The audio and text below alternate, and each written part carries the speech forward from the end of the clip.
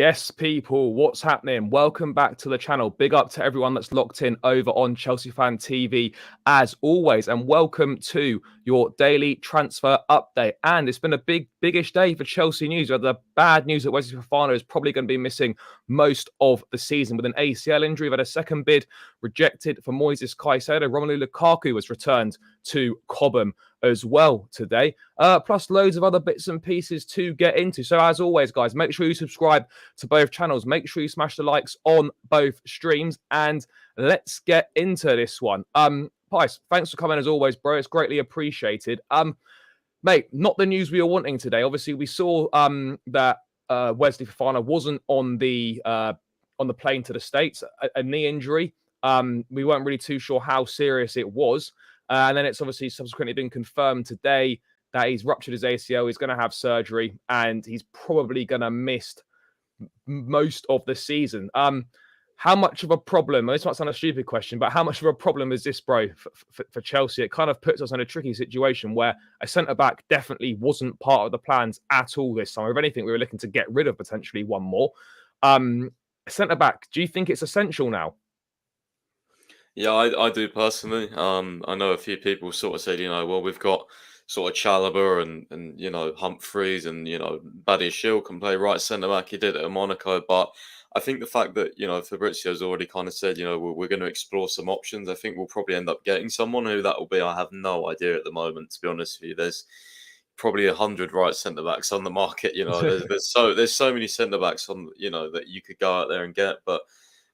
It's a massive problem, obviously. I was really looking forward to see Fofana hopefully progress this season. And, a leg break, an ACL, I think he's had like fibular problems as well. Age of 22 it's horrendous. I don't know if he's going to get back to the top level again, honestly. I don't know how he's done it either. It just seems to sort of. Is there no information on that? Is there? I don't know. No. There's not been. I heard the news a bit earlier. I was told it was really bad. One source told me it was an ACL, and then another guy just said it was really bad. So, I was kind of fearing the worst, to be honest with you, and it was the worst. Unfortunately, you can. Surgery as well, reconstruction surgery is terrible, especially for centre backs as well. That they rely on their agility.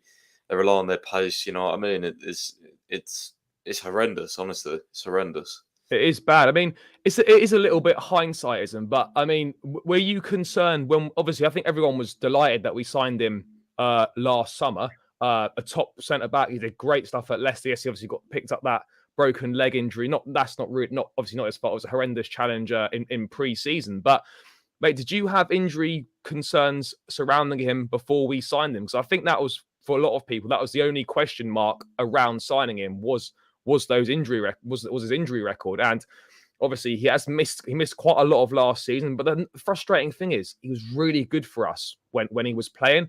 Like when he first come back from that injury that he picked up against AC Milan at Stamford Bridge, he was playing some great football. He was outstanding. But it goes back to that old saying, and that availability is the best ability. And at this point in time, I know he's only 22. We can't really exactly write him off, but were you concerned before we signed him about that something like this might happen in terms of him picking up injuries quite often? Yeah, I mean, it's an interesting one, isn't it? It just kind of makes Todd Bowley look really bad as well. Because I remember before we signed him, before we sort of went through with the medical and all that, he went to a specialist doctor, didn't he, in America? Yeah, they sent him. Yeah, they did. Yeah.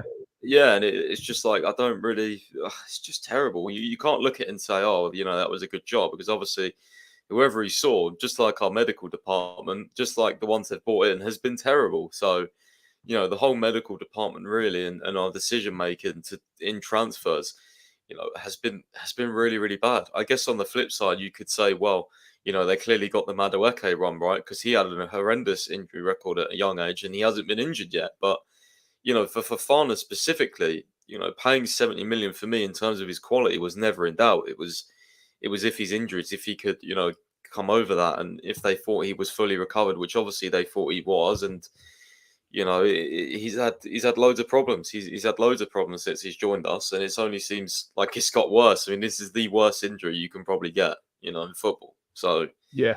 It's mad at such a young age, only 22 as well. Like it's Like he's had so many bad injuries. Of course, there's no reason to doubt that he can't come back better than before. But mate, these injuries are long. They're difficult. You know, we've had a few. We've had Chilwell. We've had Broja. Do you think that's? I mean, I don't want to like look too much into it, but mate, do you think there's a slight concern, or do you think it's real bad luck that in the space of maybe a year, we've had an ACL injury with Chilwell, Broja, and now Fofana? Do you think that's just? Do you think there's anything we're doing wrong, or do you just think it's just a really bad coincidence there? I don't know. I mean, this one in particular, I don't know. None of us seem to know how he done it yet. So, you know, that's always something you can't really judge whether it was just sort of a freak accident or if it was high intensity training. I don't know. So yeah, I can't really judge until I find this out. But yeah, it's a difficult one, honestly, to put blame on the club or anything else at the moment. I just think it's one of those unfortunate things. I mean, just for Fofana himself, mate. He's got to be so devastated. Obviously, naturally devastated by this, but he was bought in. He was probably, if we're being realistic, I guess the centre back pairing that a lot of people thought was going to be the main one would have been him and Thiago Silva. How big a setback do you think this is for his Chelsea career? Because we'll come on to it shortly, but if we do go out and sign, say, another like highly rated centre back or a top level centre back, like where do you see his Chelsea career kind of at this point in time? Obviously, I'm not writing it off or anything like that, but it is a massive setback, isn't it? It's in dire state. I would say that. I think he'll come back. He'll probably get given sort of. Yeah, sorry, say that again, bro. I think it's in dire state. In terms of his time at Chelsea, I think he'll get given one more chance, probably.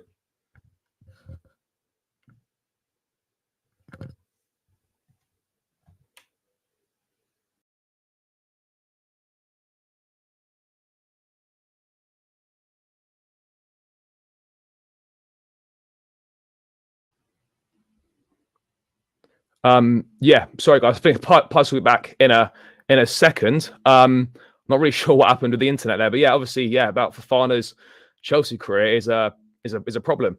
Yeah, sorry, bro. Don't know what happened there, mate. What do you think this means for Fofana's career at this point in time? Obviously, he signed a long-term contract. He's only into his second year now. This is a problem for him, isn't it? Yeah, that was strange. I don't know what happened. That you just sort of froze on my screen. Yeah, I don't know what was going on there, bro. Yeah, no, I would say it's in dire state, to be honest with you. And I don't even think I'm being reactionary because I think when you have this many injuries at such an early age, like this one especially is so difficult to come back from. Like Usain Broja's recovered extra quick right from his ACL, but he might not be the same. He can't even go on pre-season tour, right? He's not fully recovered yet. Like yeah. The plan was for Pochettino to look at him and Jackson in pre-season. He can't even do that now. Like people don't realize how, like, I think some people don't realize how long it takes to come back from these, and also like the mental state is going to be really bad. The club just need to support him as much as they can. I think he'll come back, sort of hopefully at the end of this, upcoming season, and we can go from there. But I would say if he doesn't recover, like if he comes back, has then another big injury or something, and I think the club will probably look to sell him after that. But I just think the centre back is such an important position, and you can quickly go from the top to the bottom. You know what I mean? Like Chelsea are ever evolving club, and if players aren't ready for whatever reason, injuries, they're struggling with them, they'll go out and buy the next thing on the market. It's just the way football works, unfortunately. Yeah, no, it absolutely is. Obviously, we hope he recovers well and wish him all the best. But in terms of, as you say, football moves quickly, and Chelsea have got a situation that they need to resolve. I know hindsight's great, but selling Koulibaly now is like a little bit like, oh fuck, maybe. I'm not saying we shouldn't have done it, but you're like, something like this happens, you think, well, we probably could have done with him now. But it's kind of just the way it goes. Before we get into talks about who potentially might come in, if we do need to get another centre back, in football, someone else getting injured is another person's kind of break or sort of the luck that they need, as it were. Mate, Levi Colwill, I don't think he would have been thinking about leaving anyway, but right now, with no Badiashile on the tour, might not be fit for the first couple games of the season. Fofana missing, like that's almost him as a shoe-in, isn't it? Potentially to be starting the first few games of the season and make and make that centre-back place his own. I mean, if anyone's benefited from this, it's certainly him, isn't it? Yeah, 100%. I mean, that is a great thing in terms of for him and for us as well. I would say I know the under-21 tournament, right? People say, oh, it's just under-21s. There's a lot of very good teams in that, and a lot of Mm. players that play for big clubs and start for big clubs. So his performances there were just outrageous, bro. He was so good in that final. I don't know if you watched the final, but Apart from the penalty, which is that hard done, but penalty, yeah, and he was. even I thought that was one of those where maybe, Yeah, maybe not. He was, bro. He was like a wall at the back, and I tell you what, his passing ability, especially down the sides, bro. Like I can see that with Mudryk, I can see that with Sterling, I can yeah. see that with Chilwell. Like honestly, I'm so looking forward to seeing him for us. Hopefully, get some game time. Tomorrow. I keep saying tomorrow, but it's actually in the UK. It's like Yeah, Thursday. Like it's it's a Thursday weird morning. one, isn't it? Yeah. It's like half But past midnight or something yeah, Thursday I just say morning. it's tomorrow because then Yeah, it comes closer. So, yeah. but yeah, I mean, hopefully he plays tomorrow, and we can go from there. And yeah, I'm glad he's staying. I didn't think he'd leave anyway, to be honest with you, because I just think there's no way, even with Badia Shield, right? There's only two left centre backs there. You're both going to get games, so Yeah, yeah. no, no. It's just a massive shame though in terms of like pre-season start of the early season, we haven't really got that many options. We've got Obviously we've got Chalobah and Humphreys and stuff, but Humphreys has just come into the equation. He's only ever played one game for us. I thought he did decent in the game against City when we got smashed, but I thought he was actually all right he in was that cup okay, game. wasn't he? He was all Yeah, right. I so mean, yeah. I don't know if you followed him that closely, but he was obviously on loan in the Bundesliga too with that Paderborn Mm, side. I mean, he probably yeah. looks reasonably decent there because I can't imagine that the standard of the German second division is that great. But I mean, you see people talk about oh well, we could potentially use him as a rotational option. I mean, it's tricky, isn't it? Yes, we're playing once a week, and you probably don't want to be rotating your centre backs too much. But it only takes one injury to an aging Silva, or for Badia Shield to get injured again, or for Colwell to pick something up, and you leave yourself massively short. Like, I still think you always need five centre backs in a back four for kind of four reasons like this. I mean, centre back market, Fabrizio obviously reporting that Chelsea are going to be looking at centre back market. I guess they'll sort of discuss with Pochettino what he wants to do. I mean, reports have indicated earlier that Pochettino only wants four centre backs. Well, we've got four centre backs right now. Mate, where do you see this one going? I mean, obviously we will have our own opinions, but like from a club perspective and from a Pochettino perspective, do you think he'll look at it and think, I need another one? Or do you think he'll wait till pre-season, assess the performance level and that, and then decide after the tour whether we need to go into the market again or not? I think he'll say we need another one, to be fair. I think he will. Yeah, especially with sort of how he's bought in and understands that at Chelsea you need results, otherwise you're going to struggle. I don't think we're currently in a position where we can afford to just, like, I mean, I rate Chalobah, but like, I just think we need another one. Like, I think we need because I thought Fofana would probably start with Colwell or Badiashile, right? And then Yeah. Silva would be the backup in any case. So I feel like we need unless he's just going to trust Silva because there's one game a week. But I feel like for the way he's going to want to play, I feel like we need a new starter. So then it would be Colwell and the new centre back, and then Badiashile and Silva as quote unquote backups. But it's an interesting one because I'd love to see Badiashile and Colwell play together. I'm not a fan of playing, left-footed centre backs at right centre back personally. He has done it for Monaco though, Badiashile, hasn't he? I mean, do you I think mean, people say this, but I don't know how much he actually played there. Like, maybe it's just one of those like tactical things where he played a few times. I'll have to look it up. Yeah, I don't know. but I mean, mate, in terms of targets, then of course, like people, I personally think you do need to go and get one more. Like, if this was a Manchester City, whatever, or dare I say, an Arsenal now, if this has happened to one of their defenders, you can guarantee that the top teams are going to go into the market and try and replace what they've lost essentially. Now, I mean, in terms of options out there, you sort of see names like Disassi, I think it is from Monaco. I think Lawrence Stewart, obviously, probably know him from his time there. He's potentially an option. I mean, I think Chelsea have been linked with Tapsoba, not this summer, but certainly I think in summers gone before. Laporte is a name that kind of gets thrown around a little bit as well. I really like Anderson at Crystal Palace as well. I mean, I don't know if that's a potential option maybe or not. But if you're looking at the centre backs market, mate, who do you think make sense? Do you think Chelsea are going to go for like another sort of top level centre back, like a sort of like a first/second choice, or do you think they'll purely look for maybe like a rotational one, maybe a third or fourth option? How do you see that one? I don't know. I think it would, for me to say that now, I think it would just be pure guesswork and Yeah, speculation because Silva could easily be the starter still. But again, like four at the back, he's 39 years old. We're going to play a high pressing system where we might be left exposed 2 or 3 times in a game at the back. Like he's an incredible defender, but can he like keep up with the pace? Can he? Yeah, I don't know, man. I never want to doubt Silva, but towards the end of last season, I know he won our Player of the Season, but he did have a few spooky games. So I'm not sure. I'm really not sure. It depends on price as well, like because I feel like if you want a really good starting centre back, you're gonna have to pay like 50 million plus. yeah.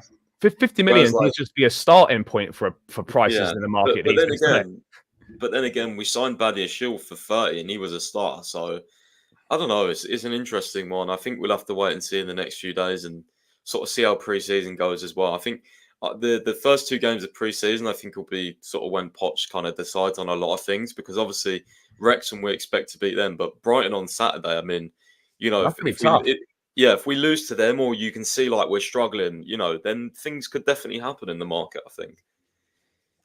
Yeah, no, I certainly agree on that. I mean, people in the chat are saying like, I mean, people looking at Gahey from Palace, Bella Kotchup from obviously Southampton that went down. I mean, these are good sort of young defenders. But I don't know how much you know about the academy, but I mean, obviously we talked about Bashir Humphreys potentially, but are there any other sort of up and coming centre backs that could maybe fill in within the first team? I'm not really too sure on that front. But I mean, like, people have been saying, Reece James could. As Reece James has played centre back before. It's like, yeah, but Ray played right centre back in a 3. You can't be playing Reece James as an emergency centre back in a 4. Like we've got to be sort of think carefully about this. I mean, mate, if you were in charge, who would you like to see? I think there's some interesting options. Again, I think it depends what you want to do. If you want to go and get, you know, if you want to kind of go and get a starter now and replace Silver at the same time, it's unfortunate that Kim and Jay went to Bayern. I think that would have been a He really would have good been one. really good. Um, I don't know really. I've not really thought of like top starting centre backs because I don't think we're going to spend that much. So I think I put on my personal account, which is at Max London's first. If anyone doesn't follow it, I put on there Sutala, I think from not Salzburg, Zagreb. I think he's a very good up Yeah, and coming centre back. I did mention Joachim Anderson as well. I think he's quite good. I think Gurhey would be too much money. I think Palace want like 50 mil or something. yeah, that's mad. We've got first refusal to match any bid, but that doesn't mean we can get him for cheaper. Like we didn't have buyback clause. Who else did I mention? Oh yeah, I like Simakan from Leipzig. I Yep, really like him. He's yep. a good one. Tadibo has really good stats. He's from Nice. What about Tap Sober? He's quite decent, isn't he? I've not really looked into him. Yeah.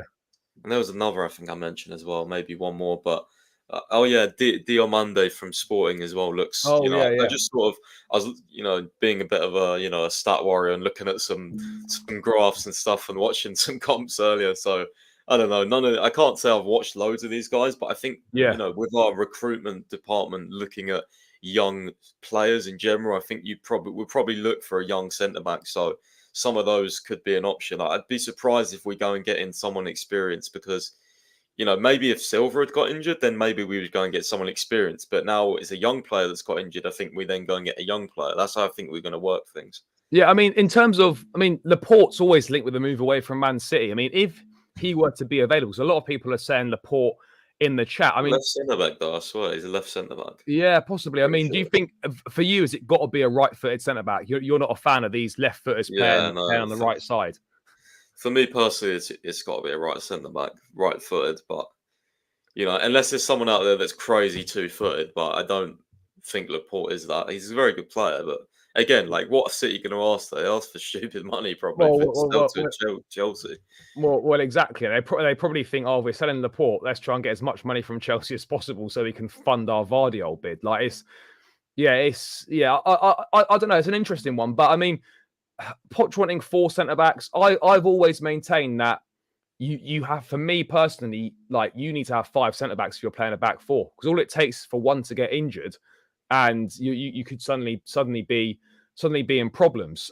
Do you think 5 centre backs is needed when you're playing a back four? Would you always be happier to go with 5 centre backs, or do you think actually if you've got 4, you can be all right? I was arguing this the other week with people, thinking I'll chat actually a little bit as well, and I was sort of saying, for me, you go with 4 centre backs, but that's also like a little bit of like hope nobody gets injured. Quite funnily enough, because like Yeah, thing is, like if you think about it, like people were saying we need 5, and you have Chalobah, right? But if Badiashile, Colwill, Silva, and obviously I was saying Fofana the other week, right?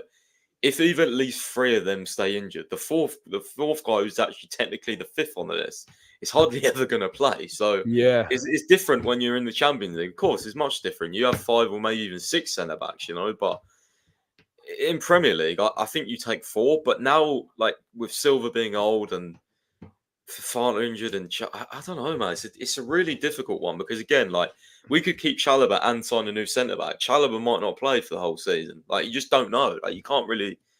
It's one of those, isn't it? I feel like if you take 5 centre backs into a back four, you're almost not hoping, but you're almost like on the like the 5th guy is on the premise if one of the others gets injured. You know what I mean? Like yeah. Do you know what I also think as well? Centre back's one of them positions where you don't want to be rotating your centre back partnership very much. exactly, It's yeah. it's really important on the pitch, and particularly as you say, when we're playing once a week. There's no FA Cup till the new year, League Cup games. You might make one change in the partnership or whatever, but like centre back's not an option. You're going to be rotating very much. So, providing the first choices stay fit, you're going to have 3 players that are very good that are going to be getting next to no minutes, and they're not going to be pleased about that.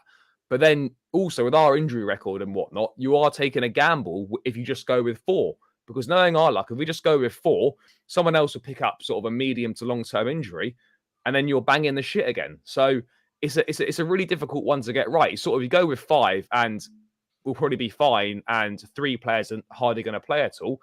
But if you go with the 4, knowing our luck, someone will get injured and then we'll be short again. So I mean, it really is a difficult one. I mean, mate, would you take Sergio Ramos on a free? No, personally, no. Ramos with VAR, bro. You asking for 10 red cards? Mate, it used to be a walking red card. Bro, is he even still good? I haven't watched Ramos in years, bro. Mate, he was at PSG, wasn't he? Yeah, he was. Like, I saw he never played for them.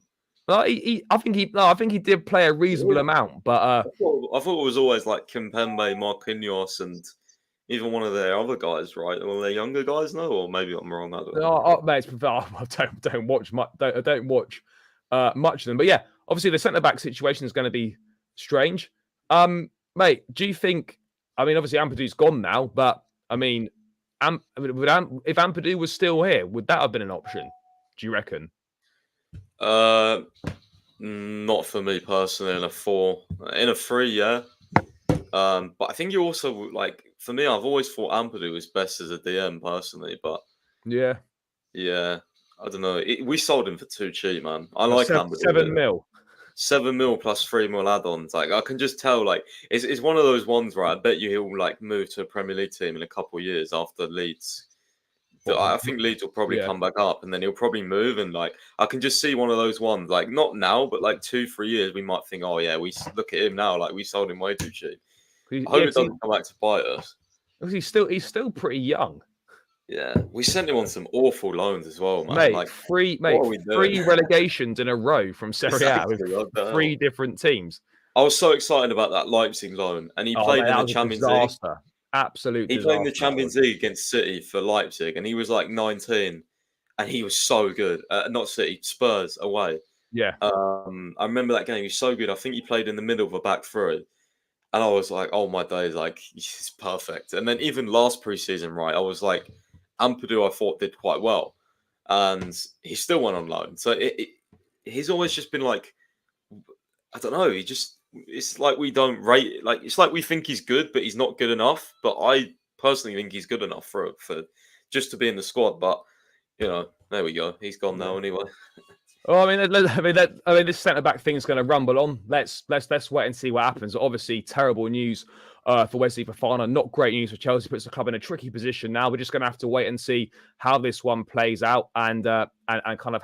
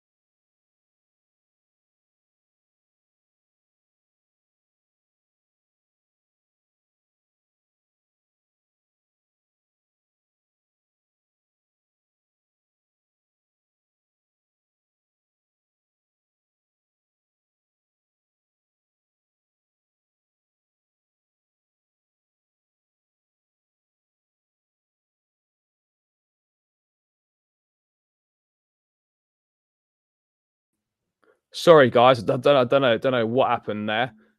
We are now back in the mix again. Just talking about Moises Caicedo. Again, another bid rejected for Chelsea. Another saga that is dragging on. Internet was poor there. I'm not really sure what's going on. I've switched it to the phone now, so we're going off the hotspot. So hopefully that'll be a lot better going forward for the rest of this stream. Hopefully, Pys will be back in shortly. I'm sure he will be.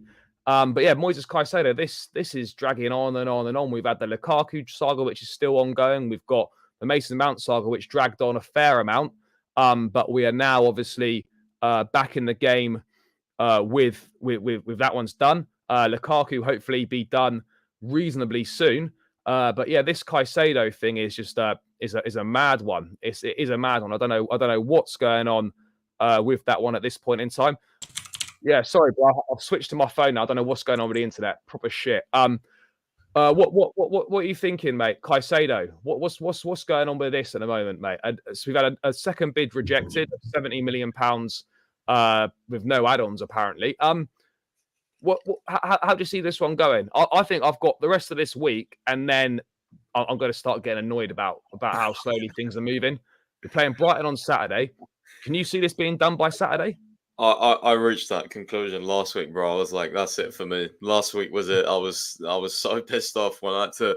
I don't know if anyone here listens to the spaces, but me and Alex Kohlberg and the Blue Dodger do a space every Friday at 9:30 UK. And we go for like 2 hours, and bro, I couldn't wait to get some anger off my chest. I was so annoyed that we hadn't done Caicedo. Just moving so slowly, and some of these bids of verbal bids are just ridiculous. Like 60 million was like early June, bro. We're in the middle of July and we went up 10 million. Like, what are we doing? I know, like, we're trying to get him for a good price and negotiating, and there's no other clubs in the race right now. But Brighton are not a club you can.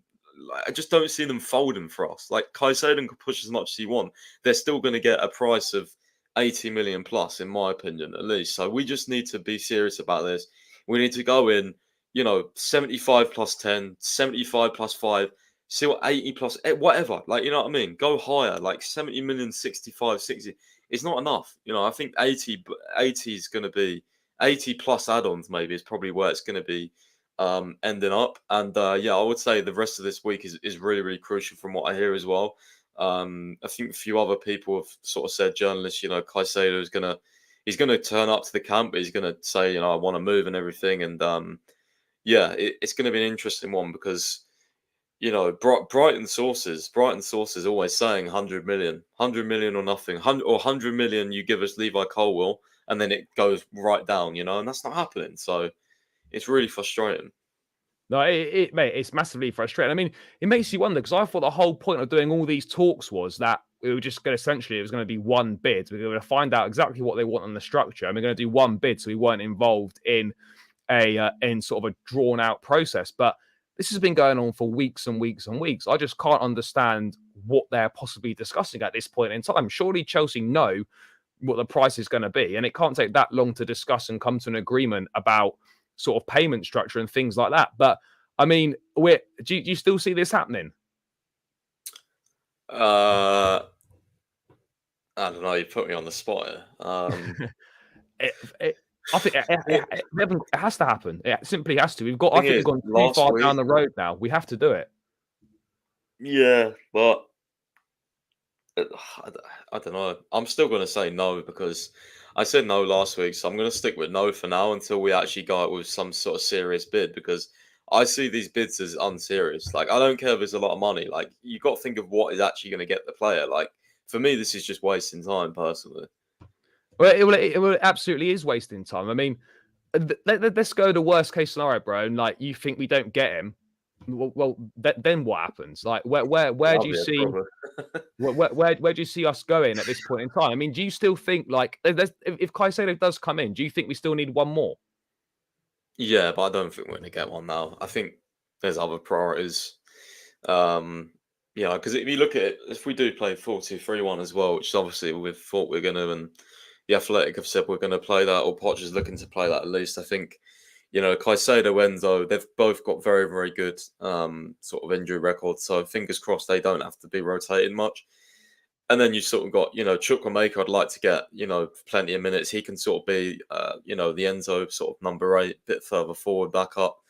And then I think the interesting one, though, is who sort of deputises for Caicedo. Like, will it be a Santos? Is Santos even the DM? Because this guy was like the top scorer at the Under-20 World Cup or Under-20 Sub-20, whatever it's called. So the South American one. So Yeah. I don't even know. Like, you know what I mean? I don't want to keep Gallagher. Gallagher can't play in a pivot. We've established that the first time we saw him within the first 5 minutes. So I don't really know. I would have liked to keep Kovacic, obviously, and Ruben. I mean, I would have kept one of them, to be honest with you. But yeah, I still think we need. It's an interesting one as well. This is kind of like the centre backs, actually, if you think about it, because you have sort of your two starters, and then the guy that either deputises for, a Caicedo or an Enzo, whether it be a Kone, whether it be an Amrabat, even a Lavia, how much are they actually going to play? Like, how much you need to spend on that, or do you just keep Santos? You know what I mean? It's tough. But this is the conversation I've been having with people. Is like, at some point we have to kind of believe and back ourselves in what we're doing in terms of we're signing these young players, these young talents. We've got to start believing in what we're doing, and at some point we're going to have to start playing these guys. But for me, like, if you've got an Andre Santos who has a good pre-season and shows that he's ready for the first team, there is no point spending 40, 45, maybe 50 million pounds on Lavia, who's 6 months older than him. Is there really any point in that?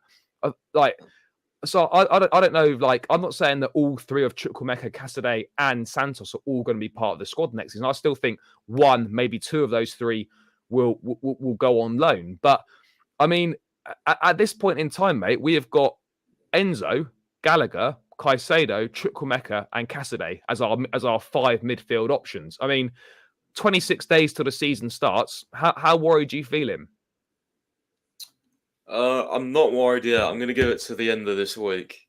If we don't get Caicedo in, then I'm going to panic, because if this drags into another week, and the thing is, people don't realise, right? Once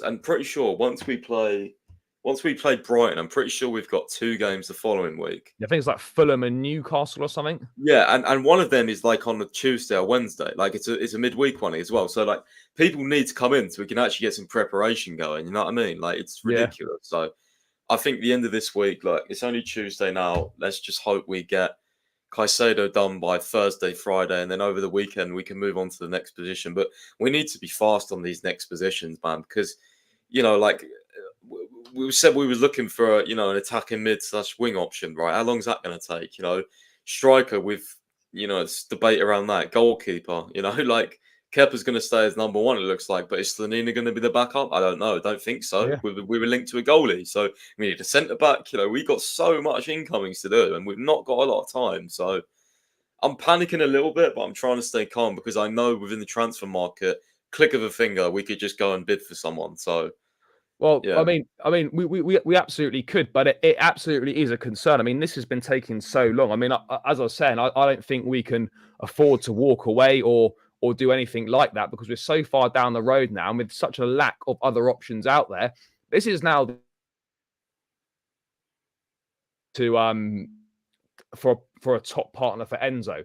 This is the only option we have right now. It has to be Moises Caicedo. Otherwise, we are massively short, and we're setting up Pochettino to like putting him in a difficult position before the season's even started. So, I mean, this has to get done. I mean, it's going to be a slightly awkward / embarrassing. I don't know which one to go with if Caicedo is playing against us on Saturday. It's one of them. I mean, just quickly on that, bro. Do you think if the move's not done, do you think Brighton will play him against us on Saturday? No, I don't think so. I don't. I think actually I don't know because I genuinely think a conclusion has to be reached before we play them. I feel like they're looking at that game and thinking, right, one way or another, we need to know which team is going to be on because that's what I'm sort of saying. Thursday, Friday, that sort of period, I think something gets done, or you know what I mean. I don't see this dragging on much time because you got to think how long we've actually been in talks. It's been weeks already, Mate, it's been so long, bro. It can't go on forever. Yeah, I don't know. It's up to Chelsea though. Put a serious bid down, man. Like, I don't care if you have to pay a lot of money. We need this guy. Like, we're in. Look at the other options. You know what I mean? You pay 40, 50 mil for a Lavia. Like, well, Yeah. he's 18. Like, I know Caicedo's only been in the Prem 1 year, but he's such a good player, man. And yeah, I don't know. I just really want him personally. I feel like you said, we have to get him. We've gone too far now. We've gone too far. We've worked too hard on it.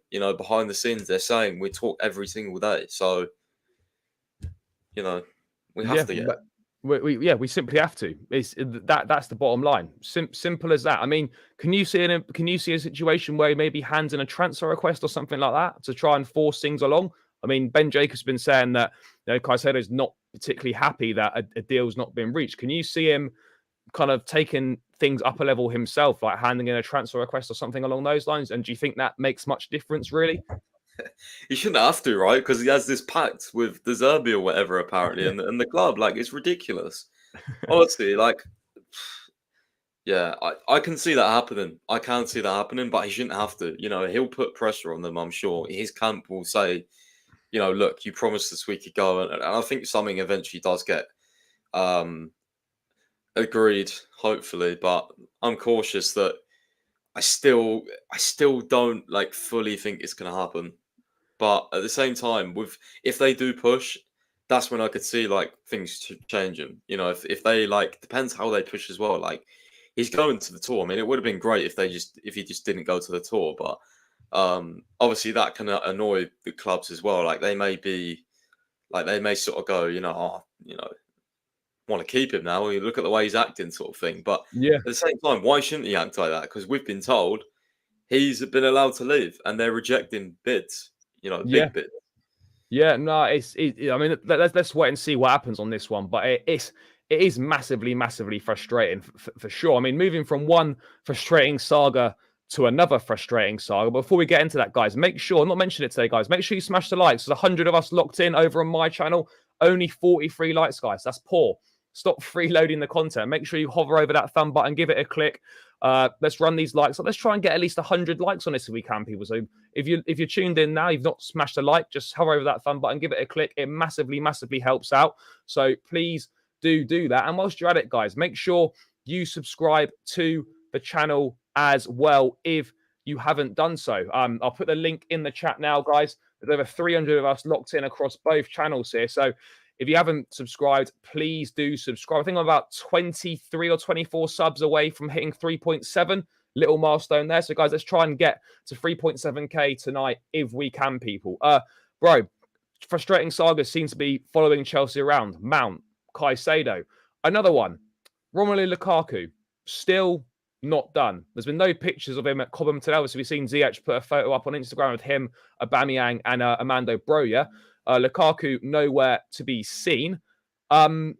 Ornstein reporting today that obviously has landed in London, train as planned. His preference is to go to Juve, but that obviously depends on whether Vlahovic leaves. And there's strong interest from Saudi. He's still saying Inter's unclear, but there's been a statement released by sort of the Inter Ultras saying that they don't want him. He's disrespected them. Bro, this guy, I mean, what is going on here? Oh, this guy's. I don't want to get started on Lukaku. Honestly. This guy's a clown, man. What the hell, bro? Right. Honestly, like you get moments in football, right, where you're just like, wow, I didn't see that transfer happening. Like, wow, I can't believe he did that. When I saw Di Marzio say Inter Milan are furious with Lukaku because he's talking to Juventus, that's the least surprising Romelu Lukaku thing I've ever seen in my life. Only this player could twerk for ages for Inter Milan for months, right?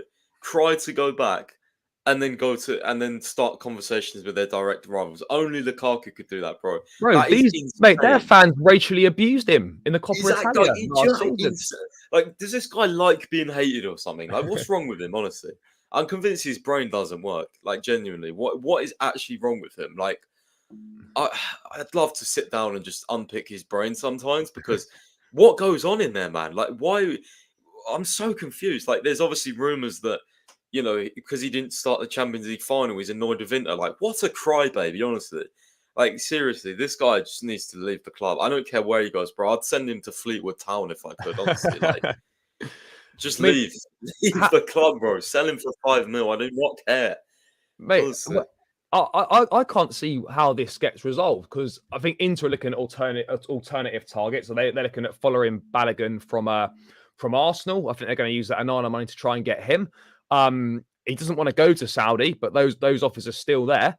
And Juventus, it depends on them selling Vlahovic, and that's not really a given either. So, I mean, can you see a situation where we could be stuck with him, or is that's just not going to happen?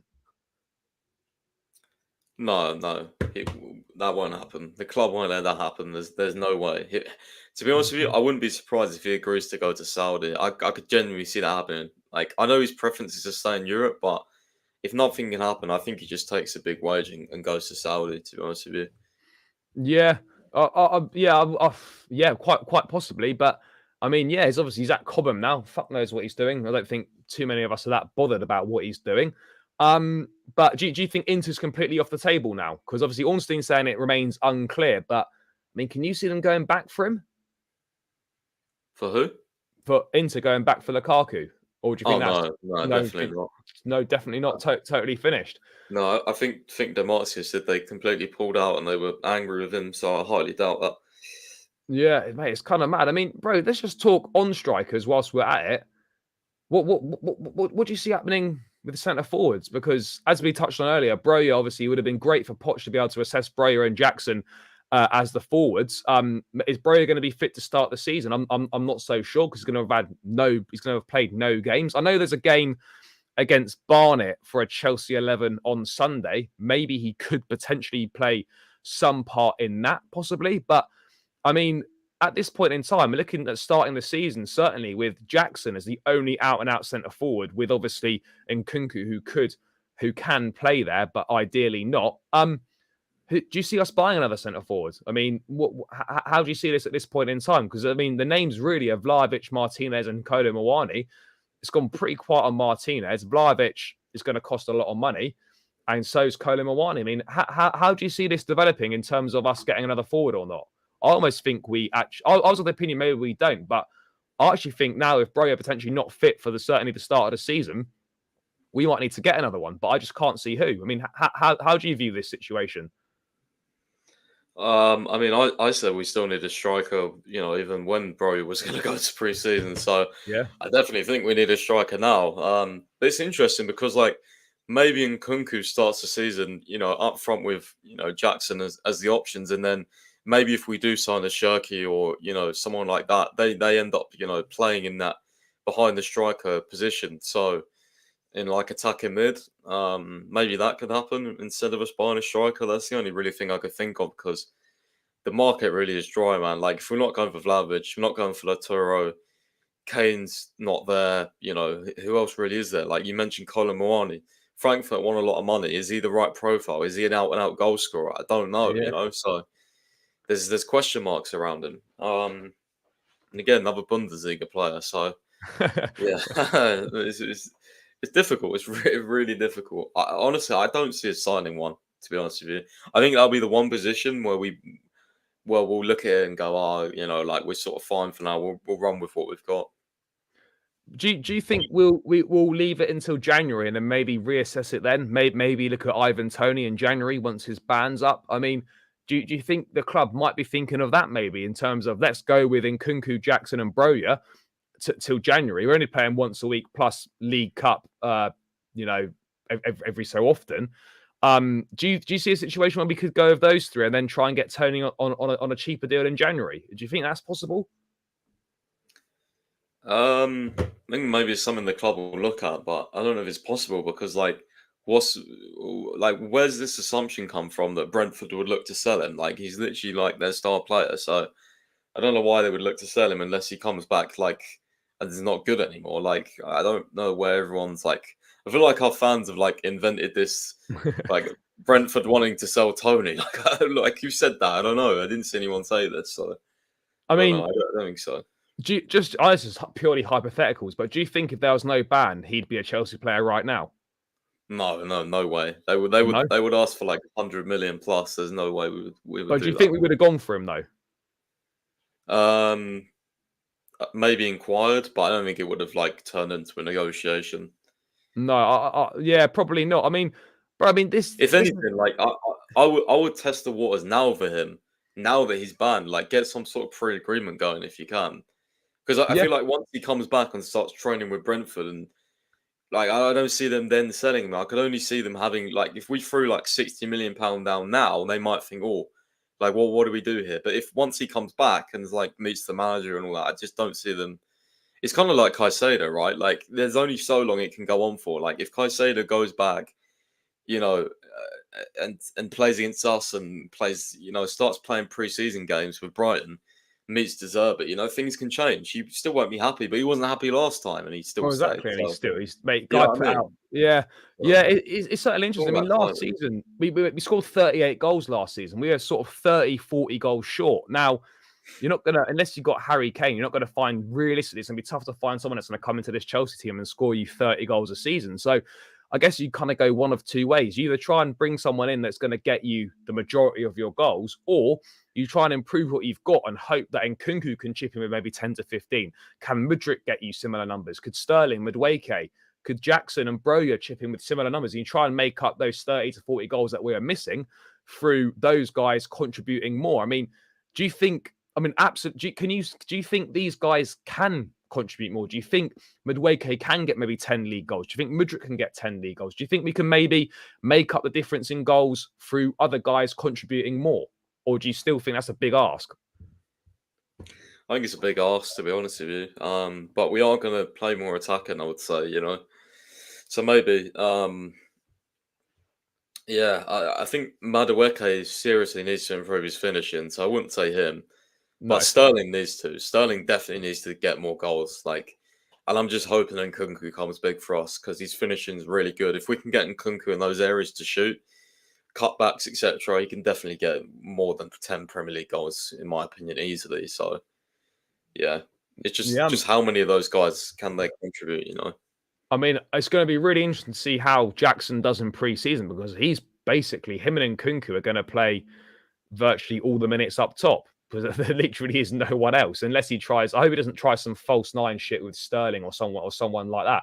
I think. Wait, how big is this preseason for Jackson? Suddenly, he's looking at a situation where Broja's not ready to play yet, and he's the only out and out forward at the club. I mean, I don't think he would have been expecting that. I mean, how important do you think this preseason is for him? And what are you sort of expecting from him in this preseason? He's obviously got to score a few goals, hasn't he? Yeah, he does. And I can tell you now, if he doesn't score many goals, fans are going to panic because when I've been tweeting out about striker, right, everyone's like, we've got Jackson, we got Jackson. Okay, but what happens if if he's not ready yet? What happens if he's too raw? Because he is raw. Like, I've watched him, he's raw. So, at the end of the day, I don't know why, it almost feels like the club and all our fans are putting all the hope into the Jackson basket when he's had he's only just towards the end of the last season. He only then started being a starter for Villarreal. So I know it doesn't necessarily mean he can't be that for us, and that things don't correlate and translate like that. But at the same time, he is raw. He's young.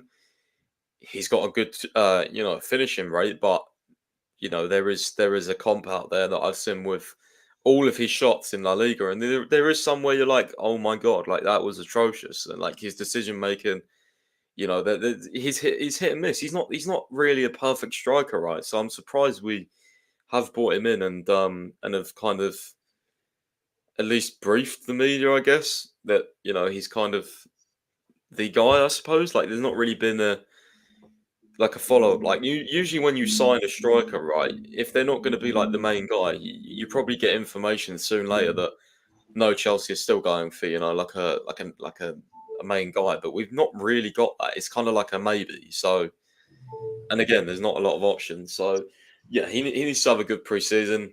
He's got some good attributes. I'd say the best thing you should watch out for is his hold up play is so good. He's so strong, and he makes a lot of good movements as well. Lots of good runs. So, I can see him getting a fair few chances in pre-season in front of goal, and also it'll be good to see him play against Premier League teams. I think that's important as well, that we actually are playing some really good Premier League teams.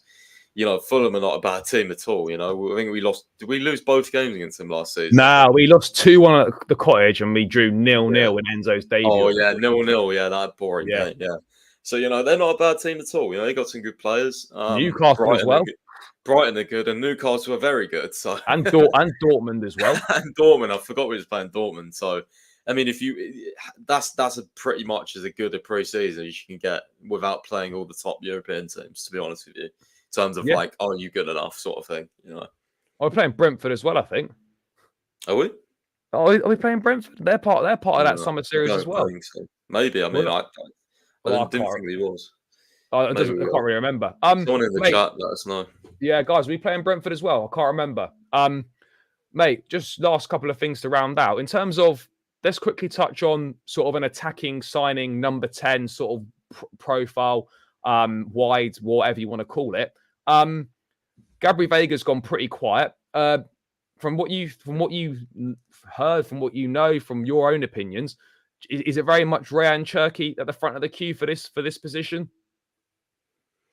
In terms of the scouts ones, yeah, they think there's at least 3 Chelsea scouts who think is the best fit for the team, which is interesting because obviously we discussed how he wasn't really a Poch player, but the scouts see him as a very good fit in terms of what we're looking for.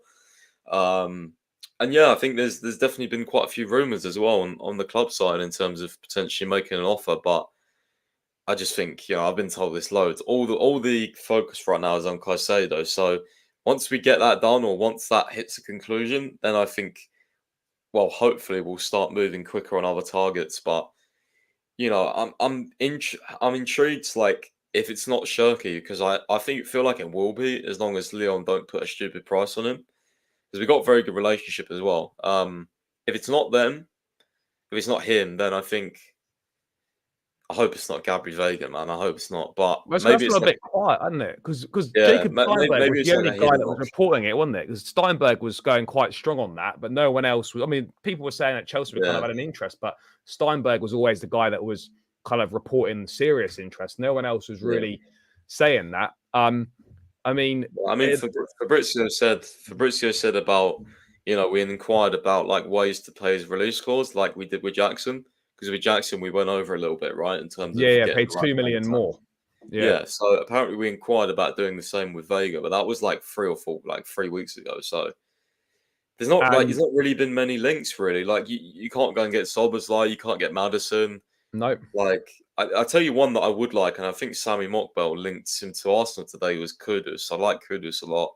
Yeah, Brighton want him as well. Yeah, I'm just thinking of someone that can play behind the striker and also on the wing, because I think that's what we wanted, right? So, yeah. Yeah, I mean, it's certainly an interesting one. I mean, Cherki would be great. Lyon, in financial problems, could probably do with the money. They ideally wouldn't sell him, but, the money's right. Let's wait and see. But, yeah, I mean, Vega, that's all gone a bit quiet. And then it doesn't really seem to be kind of too many other names linked with that position. I mean, bro, just in terms of a goalkeeper quickly, his last couple of minutes, that's gone really quiet as well. I mean, I've seen Matt Law saying something on the London is Blue podcast that, Chelsea have kind of kept some dialogue open in regards to Mike Maignan. I mean, can you see that potentially happening? I mean, this goalkeeper thing's gone real quiet. I'm always of the opinion now that unless we pull something out of the bag here, that Kepa's going to be the number one this season, and we're just going to have some kind of someone backing him up / challenging. I mean, have you heard any news on goalkeepers? Because that's gone real quiet in the last couple of weeks. Yeah, I was hearing about a week or so ago that like the plan or the idea was to basically sign a goalkeeper that would eventually the goalkeeper that we are planning to sign would eventually become the number one, not next season, the season after. So then you'd have, I don't know how to explain this. So say we signed Mamadashvili, right? Yeah. He may be the backup this season, but the idea was that to find someone who would play enough games still this season for them to become the number one in 24-25. And then we would sell Kepa and have Slonina as the backup. So it would be like almost like a transition season for the new goalkeeper or something like that. It's hard to explain, but yeah, but Kepa, the goalkeeper coach, Tony Jimenez, I think he knows Really Kepa likes him. personally, I'm pretty sure. So yeah, I mean, I'm not surprised that Kepa's staying too. I think it's an absolute disgrace personally. Don't get me started. I'm just trying to move on because my head will get hot if how we let Anana go to Man United. Yeah, it was cheap fee as well. It's like 40-odd million quid. Mate, I don't know if I could swear on this, but if I can, it's effing ridiculous. Honestly, it's fucking ridiculous. Like, what are you like? Fabrizio said the Chelsea goalkeepers Anana and Maignan were too expensive. Maignan, yes. How is £43 million plus a few million add-ons too expensive? Maybe Chelsea just briefed that because they kind of inquired about Anana and he only wanted the United move. I mean, that's just maybe that's a plausible situation. I know that's not true though. That's not true, is it? Oh, fair. There we go. I spoke to Anana, right? I remember. Yeah, yeah, bro. Anana DM'd me about a story, and he was like, "Fake news, take it down." And I was like, "Okay," like genuinely, and yeah, like I sent a picture of Stamford Bridge because I was like, I wanted him to come at that time. I was like I'd love it if you come, and he'd like quickly reply with like a heart emoji and then like undone it. So yeah, he definitely would have wanted to come. I know that, but he's going to Man U now. So. I mean, obviously, Kepa and Slonina are the only two keepers on the tour. Obviously, there's the younger ones, Teddy Lowe. I think there's Beach or something as well. There's like 3 academy keepers or development squad keepers, and obviously Slonina and Kepa. I don't think Slonina is going to be number 2, but again, if he does well this in the tour, then maybe that could be a possibility. We'll kind of have to wait and see on that front, but there's certainly lots of business to do. Chelsea got a lot of work to do. First game coming up against Wrexham on Wednesday, and we play Brighton Saturday as well. But yeah, we're going to look to round this one out now, people. Pys, thanks so much for your time, bro. If the people are living under rocks, don't know where you are, what you're doing, where's the best place for them to check your stuff out? I mean, my main account at CFC Pys, where I post, opinions, stats, news, obviously the main portion. My personal account at Max London's First. So if I ever write any articles, I'm usually posting them on there. At London's First _ on Twitter. Those are the articles that go on there. Same with Instagram. So yeah, and obviously the website. londonsfirst.com as well. So I'm hoping to get an article out over the weekend about potential centre backs that we could sign now that Fofana's injured. I want to look into that and get someone on that. So I'll probably post that over the weekend. Yep, guys, all that will be linked in the description, so make sure you check it out. Loads of great stuff on there. As always, guys, from myself, make sure you smash the likes on your way out, people. Nowhere near enough likes on either channel yet, so please do hit the likes on your way out. And guys, please do me a massive favor. Still 15 subs from that 3.7 little mini target. So guys, if you can hit the subscribe button on the way out, that would be massively appreciated to help me get to that little landmark. But yeah, guys, thank you so much for tuning in. Pys, thanks for your time as always, bro. I'll be back again tomorrow with another daily transfer update. Let's see what news we've got in store for us. But yeah, guys, until then, take care, up the Chelsea, and peace out, people.